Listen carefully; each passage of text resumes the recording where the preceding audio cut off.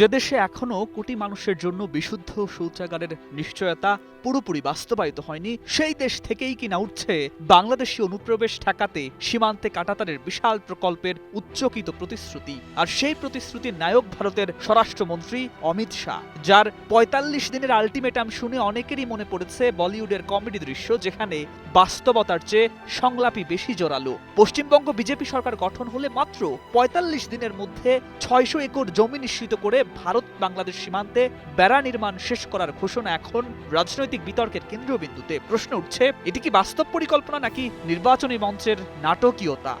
উন্নত প্রযুক্তি এবং অভিজ্ঞ চিকিৎসক দলের নিরলস প্রচেষ্টায় আমরা আছি আপনার পাশে। ডেল্টা হাসপাতাল।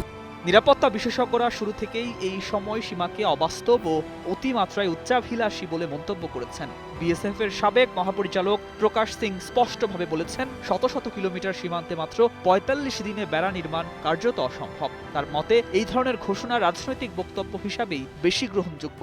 একই সুরে সাবেক গোয়েন্দা কর্মকর্তারাও বলেছেন, এটি বাস্তবায়নযোগ্য পরিকল্পনার চেয়ে নির্বাচনী কৌশল হিসাবেই বেশি প্রতীয়মান। কারণ জমি অধিগ্রহণ, আইনি জটিলতা, ক্ষতিপূরণ এবং পুনর্বাসনের মতো বিষয়গুলো কোনোভাবেই এত কম সময়ে সমাধান করা সম্ভব নয়।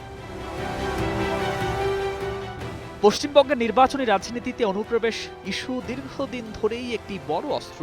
বিজেপির অভিযোগ, তৃণমূল সরকার ইচ্ছাকৃতভাবে বিএসএফকে জমি দেয়নি, ফলে সীমান্তে বেড়া নির্মাণ বিলম্বিত হয়েছে। তবে বাস্তবতা হলো ৪,০৯৬ কিলোমিটার দীর্ঘ সীমান্তের মধ্যে প্রায় ২,০০০ কিলোমিটার এলাকায় এখনো বেড়া সম্পূর্ণ হয়নি। কলকাতা হাইকোর্টও ইতোমধ্যে এ নিয়ে অসন্তোষ প্রকাশ করেছে। ফলে প্রশ্ন থেকেই যায়, যেখানে বছরের পর বছর ধরে কাজ এগোয়নি, সেখানে হঠাৎ করে ৪৫ দিনের প্রতিশ্রুতি কতটা বাস্তবসম্মত?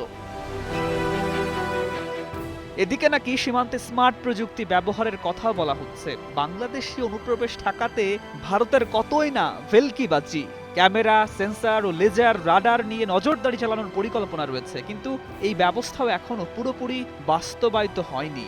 আরো বিস্ময় তৈরি করেছে নদীপথে কুমির ও সাপ ছাড়ার মতো প্রস্তাব, যা অনেক কর্মকর্তাই সরাসরি অযৌক্তিক ও হাস্যকর বলে মন্তব্য করেছেন। তাদের মতে এই ধরনের ধারণা বাস্তব নিরাপত্তা পরিকল্পনার চেয়ে বেশি রাজনৈতিক স্ট্যান্ডবাজি, যা সাধারণ মানুষের কাছে হাস্যকরই বটে।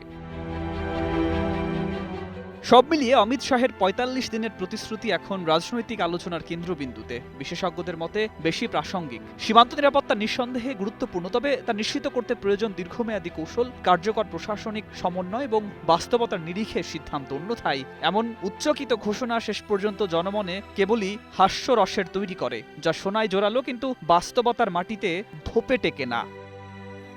News desk, ২১ television.